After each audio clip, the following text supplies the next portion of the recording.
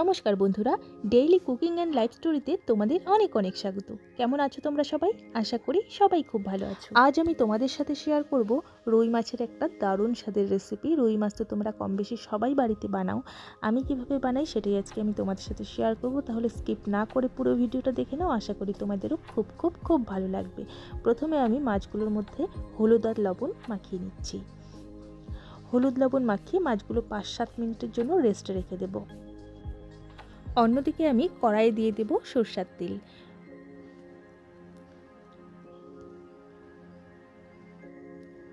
তেল গরম হয়ে গেলে মাছগুলো ভেজে নেব।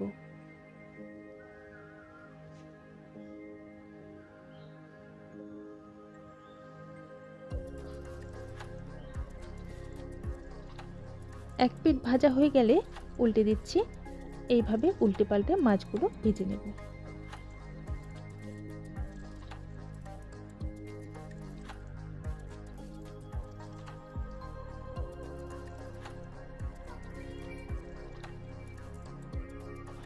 উল্টে পাল্টে মাছগুলোকে লাল লাল করে ভেজে নিলাম। মাছগুলো ভাজা হয়ে গেছে, এখন তুলে নিচ্ছি।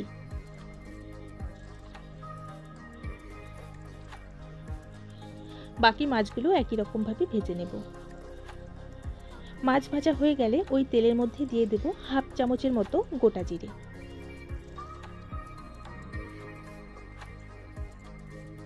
গ্যাসের ফ্লেমটা এই পর্যায়ে কমানো আছে, কারণ তেলটা ভীষণই গরম, আর জিরে যখনই দেব গরম তেলের মধ্যে জিরেগুলো কিন্তু পুড়ে যাবে, সেই জন্য গ্যাসের ফ্লেমটা একদম লোতে আছে। জিরেগুলো হালকা ভাজা হলে এর মধ্যে আমি দিয়ে দেব গ্রেট করা আদা, পেঁয়াজ আর দুটো কাঁচা পাকা লঙ্কা। এবারে সমস্তটা ভালো মতো ভেজে নেব। আদা আর পেঁয়াজের মাপটা তোমাদের বললাম না, তোমরা কম বেশি করে নিতে পারো। এখানে আমি একটা বড় সাইজের পেঁয়াজ দিয়েছি আর সামান্য একটু আদা দিয়েছি। 1 ইঞ্চির মতো সামান্য একটু আদা গ্রেট করে দিয়েছিলাম।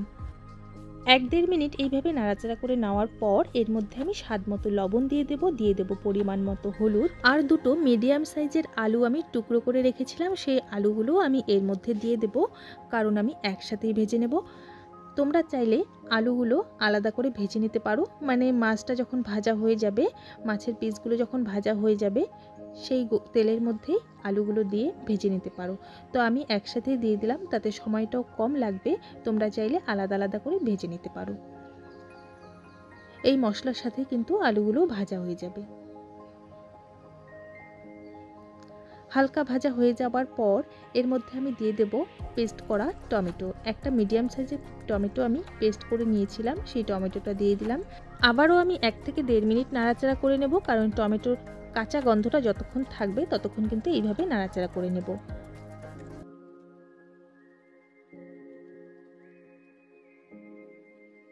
1-1.5 মিনিট পর আমি আরও কিছু মশলা অ্যাড করব। এখানে কাশ্মীরি লঙ্কার গুঁড়ো, জিরের গুঁড়ো আর ধনে গুঁড়ো 1 চামচ করে নিয়েছি, সেটা সম্পূর্ণটাই আমি এর মধ্যে দিয়ে দিলাম। আর অল্প জল দিয়ে দেব, যেহেতু গুঁড়ো মশলা তেলের মধ্যে পড়লে কিন্তু পুড়ে যাওয়ার চান্স থাকে, সেই ক্ষেত্রে মাছের ঝোলটা কিন্তু তেতো লাগবে, সেই জন্য অল্প জল দিয়ে আমি এবার সমস্ত মশলা ভালো মতো কষিয়ে নেব।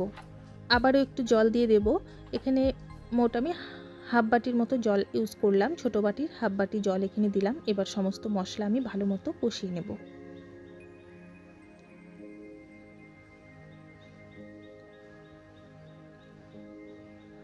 মশলা কষানো প্রায় হয়ে গেছে, তোমরা দেখে বুঝতেই পারছো মশলা থেকে তেল কিন্তু ছেড়ে দিয়েছে, তার মানে মশলা একদমই সুন্দরভাবে কষানো হয়ে গেছে। আর একটু নাড়াচাড়া করে নিচ্ছি আমি।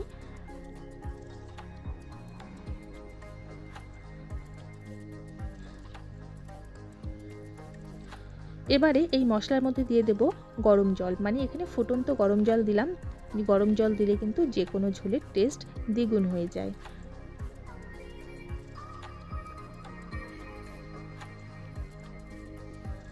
একটু মাখো মাখো রাখবো, সেই জন্য বেশি জল আমি দিলাম না। এই ঝোলটা ফুটে ওঠার পর আমি মাছগুলো দিয়ে দেব। ততক্ষণে আলুগুলোও কিন্তু সেদ্ধ হয়ে যাবে। আলুগুলো ভাজা হয়েছে কিন্তু সম্পূর্ণ সেদ্ধ কিন্তু হয়নি।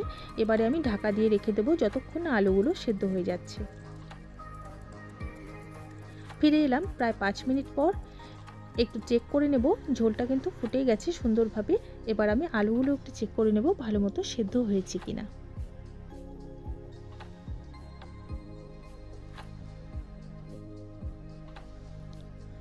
আলুগুলোও কিন্তু ভালো মতো সেদ্ধ হয়ে গেছে। এখন আমি মাছের পিসগুলো দিয়ে দেব।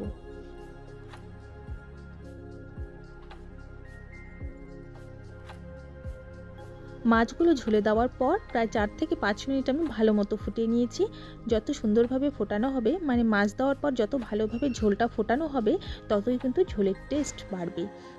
ঝোলটা কিন্তু প্রায় হয়ে এসেছে। নামানোর আগে দিয়ে দেব 1 চামচ শাহি গরম মশলার গুঁড়ো। গরম মশলার গুঁড়োর পরিবর্তে তোমরা এখানে ধনেপাতাও ব্যবহার করতে পারো, কুচনো ধনেপাতাও ব্যবহার করতে পারো। তো আমি এখানে গরম মশলাই দিলাম। এখন আমি নামিয়ে নেব। গরম গরম ভাতের সাথে কিন্তু ভীষণই ভালো লাগবে। তোমরা একবার অবশ্যই ট্রাই করো, আশা করি তোমাদেরও খুব ভালো লাগবে। আর আজকের আমার এই রেসিপিটা কেমন লাগলো তোমরা কিন্তু অবশ্যই কমেন্ট করে জানাবে। ভালো লাগলে লাইক আর শেয়ার করে দিও। আর আমার বন্ধুরা এইভাবে আমার পাশে থাকার জন্য অসংখ্য ধন্যবাদ। আর নতুন যারা আমার ভিডিও দেখছো, আরও নতুন নতুন ভিডিও পাওয়ার জন্য আমার চ্যানেলটিকে সাবস্ক্রাইব করে পাশে থেকে যেও। ধন্যবাদ।